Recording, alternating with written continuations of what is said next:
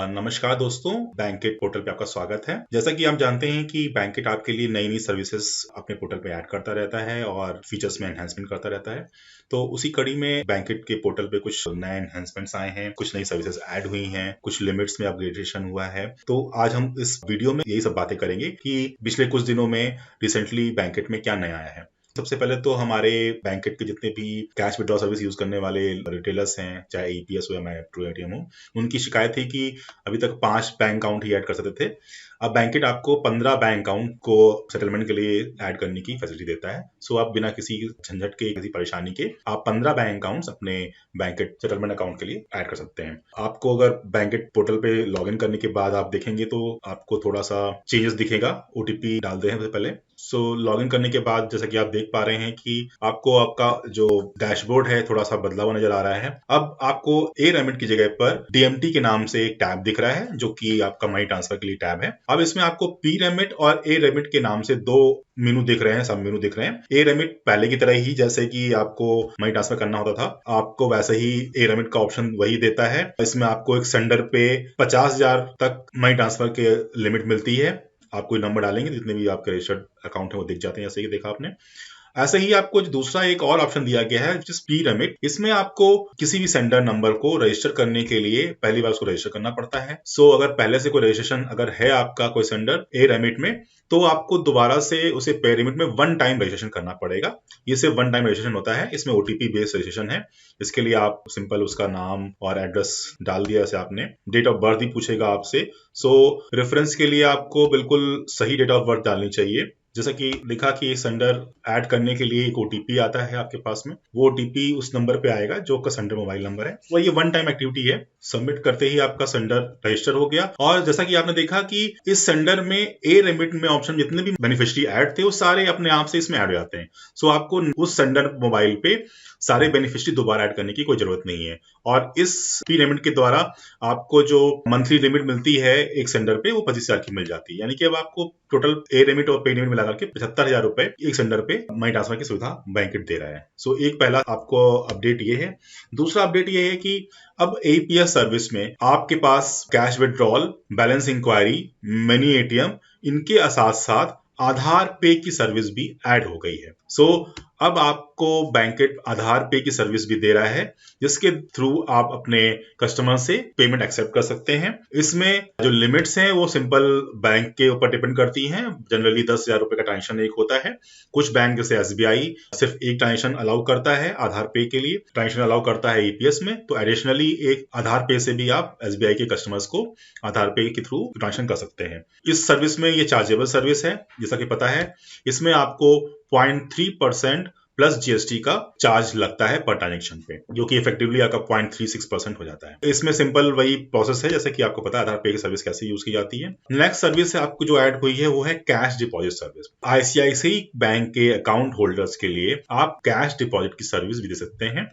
अभी फिलहाल ये सिर्फ आईसीआईसीआई बैंक अकाउंट होल्डर्स के लिए ही है। इसमें आपको जो सेंडर है उसका मोबाइल नंबर एंटर करना है। सेंडर जो बेनिफिशियरी है जिस अकाउंट में पैसा जाना है उसका अकाउंट नंबर यहाँ पर मेंशन करना है।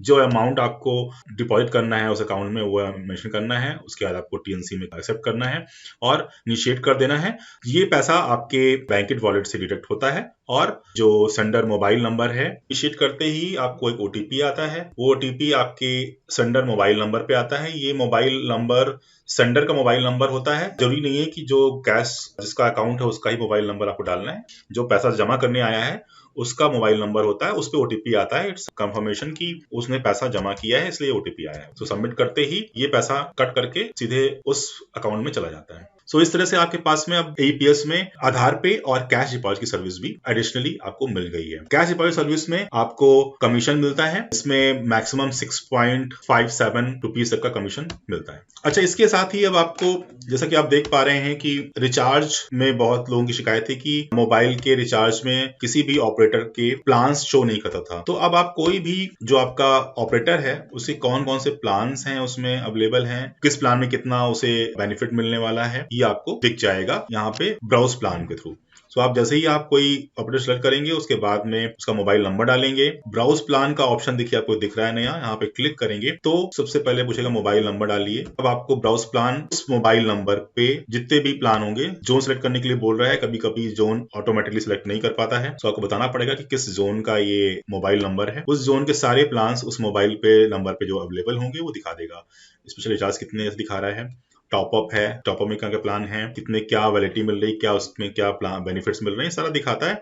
आप जो सिलेक्ट करेंगे, 4G का प्लान है तो 4G सिलेक्ट करेंगे, आपको जो चाहिए आपने सिलेक्ट किया, अमाउंट अपने आप से फिल कर जाएगा। इससे आपको ये फायदा मिलेगा कि आपके कस्टमर्स को कौन सा प्लान उनके लिए बेस्ट है, किस प्लान में क्या उनको सुविधा मिल रही है, और कोई भी अमाउंट रिचार्ज करने पे गलत रिचार्ज ना हो। इसलिए आपको ये सर्विस आप यूज करिए जिससे कि आपको कोई कस्टमर को तकलीफ ना हो। इसके अलावा अगर हम नेक्स्ट ऑप्शन पे चलें तो आपको बैंकेट ने रिसेंटली 2 चीजें ऐड करी हैं। माई अकाउंट सेक्शन में अब आपको बैंकेट का स्टैंडर्ड प्राइसिंग डॉकेट अवेलेबल करा दिया गया है, जिसमें कि ये PDF फॉर्मेट में आपको अपडेटेड जितने भी चार्जेस, बैंकेट के कमीशन चार्जेस, हर सर्विस के आपको साफ साफ दिखते हैं। आप इसको अपने लिए लोड कर सकते हैं, डाउनलोड कर लीजिए इसे, और कोई भी रेफरेंस लेना है कि किस सर्विस में कितना कमीशन है, क्या चार्जेस हैं, क्या टर्म्स एंड कंडीशंस हैं, सारे ही जो सर्विसेज अवेलेबल हैं बैंकेट की, हर एक के बारे में पूरी जानकारी आपको मिल जाएगी। आपको कितने कमीशन मिल रहे हैं, कितने चार्जेस लग रहे हैं किस सर्विस में, क्या क्या लिमिट्स हैं, ये सारा इसमें मेंशन मिलेगा।